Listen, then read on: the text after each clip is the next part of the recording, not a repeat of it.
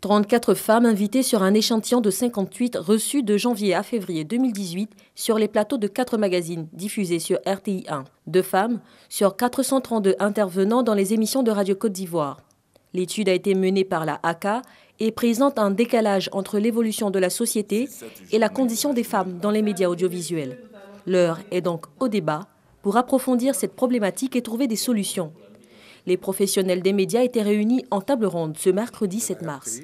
Cette réunion s'est très bien passée. Tout le monde s'est mis d'accord pour dire qu'il fallait accroître le rôle des femmes au sein même des médias, qu'il fallait également veiller à protéger l'image des femmes et à ne pas véhiculer un certain nombre de stéréotypes pour mettre les femmes dans des situations plutôt dégradantes.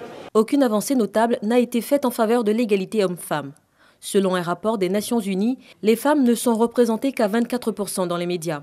Et ce, malgré l'existence d'instruments de protection de la femme tels que la Constitution ivoirienne du 8 novembre 2016, la Commission de la condition de la femme des Nations Unies du 21 juin 1946 et après les grands espoirs suscités par la plateforme de Beijing. Quelles propositions pour parvenir à cette parité tant recherchée? Le leadership féminin doit être promu au sein des rédactions. Mais moi, je pense que le gros travail, c'est au niveau du contenu. Et là, il y a une prise de conscience qui me fait penser que nous sommes sur le bon chemin. Simplement, sur un plateau de télé, pour une émission de débat, inviter autant d'hommes que de femmes, par exemple. Faire en sorte que la voix des femmes soit entendue. Aller dans les interviews, solliciter des femmes, parce qu'elles sont expertes, elles sont brillantes, elles savent de quoi parler, mais on ne va pas seulement les solliciter. Et puis, les femmes aussi, elles aussi, de prendre la parole quand on leur tend le micro.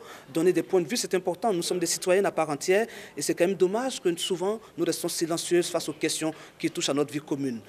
Les talents sont là aujourd'hui. Ce qui manque, c'est peut-être cette visibilité qui doit être accrue. Et grâce à ce réseau et grâce à tous ces talents de femmes, je suis extrêmement optimiste sur la suite. Et cette réunion, en tout cas, a été un véritable révélateur. Au terme de ces échanges, tous sont unanimes, il faut former les professionnels des médias sur les questions de genre. La Haute Autorité de la communication audiovisuelle se dit disposée à mettre la question du genre au cœur de ses actions prochaines.